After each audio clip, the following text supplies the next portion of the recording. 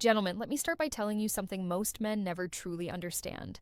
There is not just one way to touch a woman, but there are specific areas of her body that trigger deep emotional responses, often long before her body reacts physically. And the truth is, most men only know two or three of them, if that.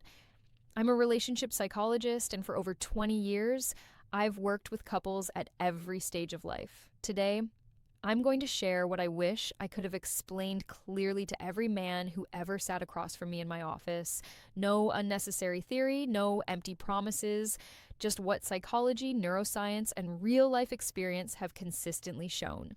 Before we go any further, let me ask you a simple question. Do you really know where and how a woman wants to be touched?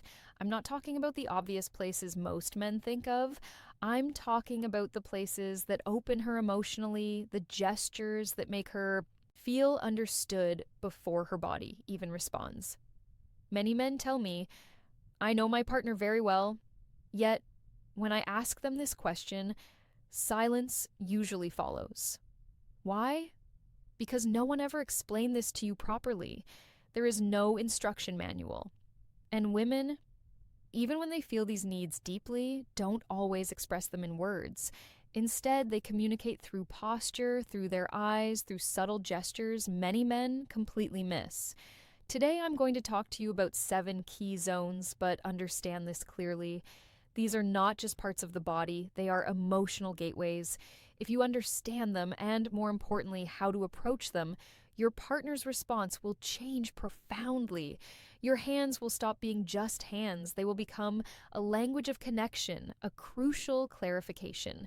After more than 2 decades working with couples, one conclusion keeps repeating itself. Most men act on instinct. They believe that touching the right place automatically creates pleasure, but for women, pleasure does not begin mechanically. It begins with emotional safety. Many men believe they are doing the right thing, but from the woman's perspective, the contact often feels one-sided. You may have asked yourself, why doesn't she react the way she used to? Why does her response feel different over time? The answer is simpler than you think. What men take for granted rarely creates emotion for women. Women don't respond to stimulation alone, they respond to intention, awareness, and presence. When a woman feels with her entire being that you genuinely care, her body follows. But here's the challenge. Women don't always tell you what they need. They show it. One former patient once told me something that stayed with me. Don't touch me just to touch me. Let me feel that you're really there first. That sentence holds the essence of what many women feel. This isn't about physical contact. It's about opening a psychological door first. Zone 1, the hands. I'm starting with a zone most men underestimate. The hands. A woman's hands are directly connected to her emotional world. When you hold them slowly and gently, you're touching far more than skin. A soft stroke along her fingers, a calm, warm pressure in the palm can create a deep sense of being understood. In my practice, I've observed something very clear. Couples who continue holding hands, even after decades together, maintain a stronger emotional bond. This is not coincidence. Hand contact releases oxytocin, the hormone of trust and connection, one important detail many men overlook. Several women have told me that neglected hands completely break the moment. Clean, warm, well-armed for hands make a significant difference. Zone 2, the nape of the neck. The neck right at the hairline is where tension often accumulates unconsciously. When you touch this area slowly, gently, without words or expectation, the body begins to relax. This is not a zone of stimulation, it is a zone of soothing and trust. I remember a man in his late 50s who felt emotionally invisible in his marriage. One evening, without any goal in mind, he placed his hand gently on his wife's neck while she stood at the window. She stopped, she exhaled, and then she turned toward him. That simple gesture reopened something they had lost. Zone 3, the lower back between the waist and hips. This area represents stability.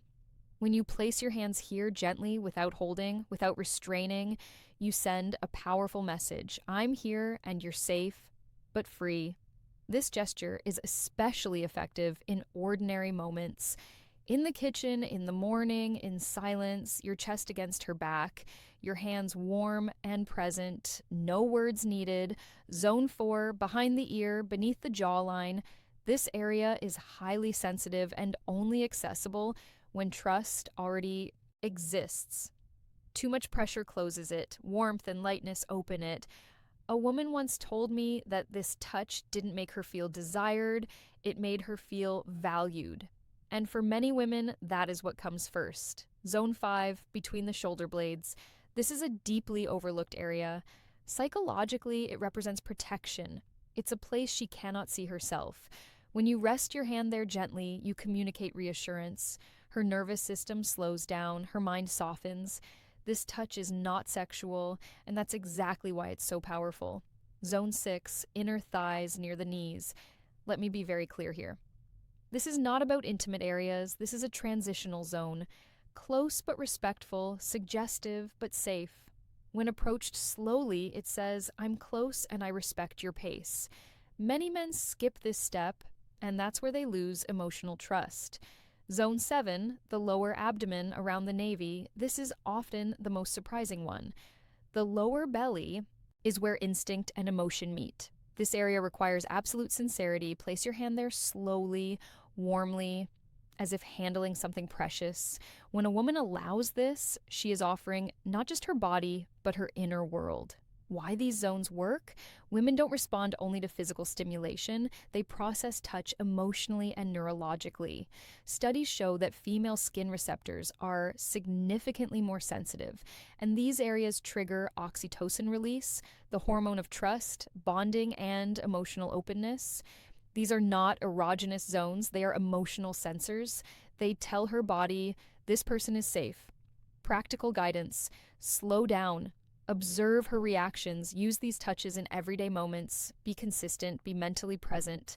One man told me recently, "I didn't know what changed, but she felt closer." That's the point. Women don't always identify the change, they feel it. These 7 zones are not buttons, they are doors. Each time you touch them with sincerity, you say, "I see you, I respect you, you matter." And that is what women truly want. Not performance, not pressure, connection. It is never too late to begin again. Sometimes one conscious touch can open an entirely new chapter.